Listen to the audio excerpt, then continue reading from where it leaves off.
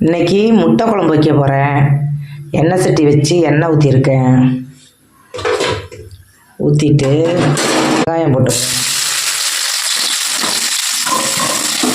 பச்சை மிளகா போட்டுக்கிறேன், கருவேப்பிலை போட்டுக்கிறேன்,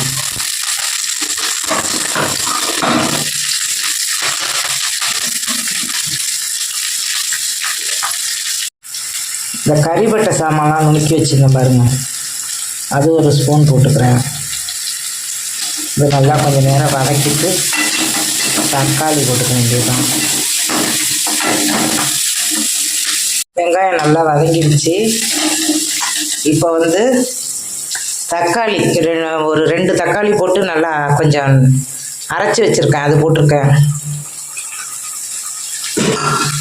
ஏன்னா வதங்க மாட்டேங்குது, ரொம்ப நேரம் போட்டு வதக்க வேண்டியதாக இருக்குது. இது போட்டு தண்ணி ஊற்றாமல் 2 சுற்று விட்டு போட்டுக்கலாம், நல்லாயிருக்கும். வெங்காயம் தக்காளி நல்லா வதங்கிடுச்சு. இப்போ இஞ்சி பூண்டு பேஸ்ட்டு போட்டுக்கிறேன். இதையும் போட்டு நல்லா வதக்கிக்கணும்.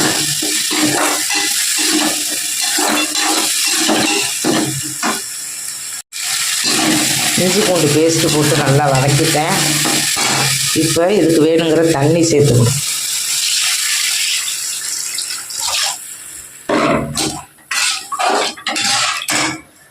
இப்போ உப்பு போட்டுக்கிறேன், அதுக்கு வேணுங்கிற உப்பு போட்டுக்கிறேன். இப்போ மிளகாத்தூள் போட்டுக்கிறேன்.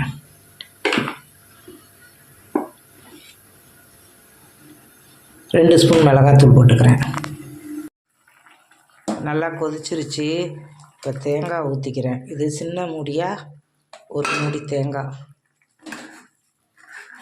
இதுக்கப்புறம் தான் முட்டையை உடச்சி ஊற்றினோம்னா ஊற்றி கொஞ்சம் நேரம் சிம்மில் வச்சுருந்தோம்னா நல்லாயிருக்கும். முட்டை இப்படி முழுசு முழுசாக இருக்கிற மாதிரி இருக்கும்.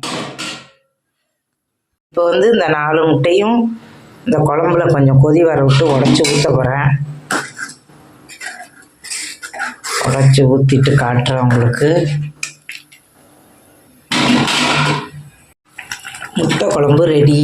4 முட்டையும் போட்டு இந்த பாருங்க, இந்த மாதிரி இருக்கும். எல்லா முட்டையும் இந்த பாருங்க இருக்குது. மறுபடியும் முழுசு முழுசாக இருக்கும். நம்ம உடச்சி ஊற்றுனது இருக்கு பாருங்க. இது மாதிரி செஞ்சு பாருங்கள். இந்த வீடியோ பிடிச்சிருந்தால் லைக் பண்ணுங்கள், ஷேர் பண்ணுங்கள், சப்ஸ்கிரைப் பண்ணுங்கள். கொஞ்சம் கொத்தமல்லி தழை போட்டுக்குங்க. அவ்வளோதான் இதோட வேலை. இந்த வீடியோ பிடிச்சிருந்தால் லைக் பண்ணுங்கள், ஷேர் பண்ணுங்கள், சப்ஸ்கிரைப் பண்ணுங்கள். தேங்க்யூ.